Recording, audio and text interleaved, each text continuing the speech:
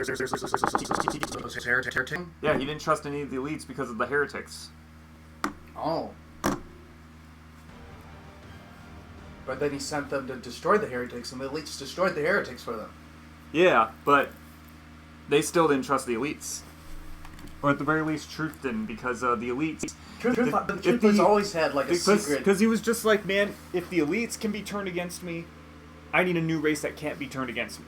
I know, the brutes, because they're fucking stupid. Yeah, but he should have known that, like, losing the elites would, you know... They couldn't afford to lose the elites. They needed them. The whole covenant fell apart because of that. Maybe he thought he didn't and need the elites. Why he thought firing the Halo rings after all the things would have sent him to godhood. Because Truth didn't want to accept that he had been wrong the whole time? I think it makes sense that, like, that part of the story was kind of rushed.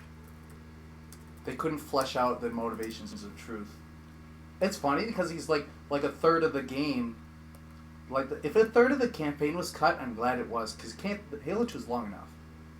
Yeah. Halo 2 does not need to be any longer than it is.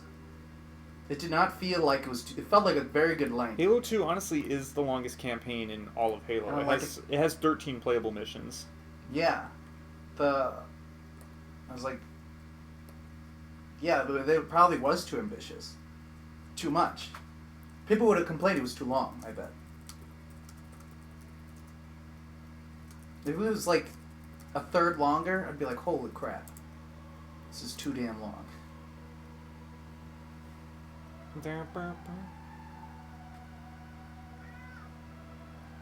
Man. Use you on the gun, Chief. Could use you on the gun, Chief. I just played that level today. You did? Yeah. How was that? Well, I decided today, I decided to let a Marine drive me around. Not that Marine, but like earlier. They are so not, like, besides that part where he does an actual decent job, even though he flipped the Warthog and got blown up, that guy, you know, and I was like, yeah, well, great. As soon as he flipped the Warthog, he died. Fell out. The other time, I tried to get them to do it the level before that, and, are we live yet? Yeah, we're live right now. Okay, so I tried to get him to drive, and he drives like this, like, and then I'm like half speed. Like, I'm like, is there a damn speed limit here? Go! And then you can't. I understand it won't advance unless every single enemy is defeated. I get that. Fine. But then he decides, instead of going forward, I'm going to reverse over. There's this little break in the road. I'm going to reverse over the break in the road. And he gets stuck. Like the Warthog gets stuck in the break. He doesn't go forward. He reverses over it. And I went and I kicked him out. And I reversed it. And I'm like, he could have easily gotten out. But like, he didn't reverse hard enough. I'm like, and then he doesn't get back in. Because he's not supposed to go this far. The game does not expect you to have the Marine drive. Because that part where he gives to the Warthogs a special delivery from Commander Keyes. They don't expect you to let that computer drive you, I don't think, all the way up there. So it doesn't, like, there's nothing programmed for him to do. So he can't get back in. You know, they follow you to a certain point and they stop moving. Like, they just don't follow you to the rest of the level. That happens all the time in Halo. Yeah. That's basically what happened. So I was, like, stuck without a Marine. I couldn't get him back in. Blame it on developmental hell? Yeah. Blame it on the game being rushed. 99% of Halo 2's problems is because of that. Well, when I first played Halo 2, I probably talked about this in our original run. I didn't like almost any of the Arbiter levels. Really? None of them? I liked the last one. The last level of the game? Well, any Flood level I didn't like with the Arbiter. So, basically, 3 out of 6 of them. Yeah. Like, I didn't like... Like, 1, I felt they were too long. 2, I didn't like those long sections with that creepy music, and I can't see anything. That music just, like, got on my nerves. Like, oh,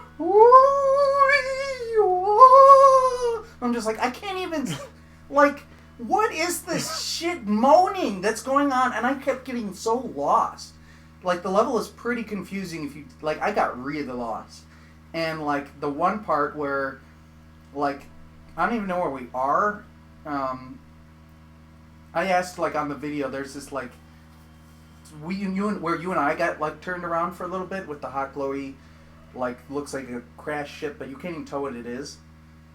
I don't even know where we are for part of it, and, like, I don't like the flood. Flood are hard enough, but, like, you got stuck on that stupid elevator that went forever, and they're just coming at you, and I'm like, this is stupid. I'm like, I'm just stuck here, and then they do another room where you're just stuck in the room, killing off Flood until the door opens for no reason. And I'm like, I don't like this whole elevator crap, being stuck here on this elevator. You get stuck on a gondola in another part, which wasn't as bad, but when you're stuck fighting the Flood, and the fact that I couldn't see for crap, I'm like, I didn't have an HD TV then. It was on the original Xbox. You really cannot see. You couldn't see in Oracle? Or in Sacred Icon? Sacred Icon. Okay, yeah. I couldn't see. That's the dark shit, and you don't have the flashlight as the arbiter. Yeah. I'm like, I couldn't see anything. I didn't know where I was. I'm like, I don't want to play this again because I just get lost. It took me like hours to figure out where the heck I was going. Because you literally, the first time I played it, you couldn't see. Now with the new graphics and you can see, you know, it's different. But I didn't like fighting the Flood as the arbiter.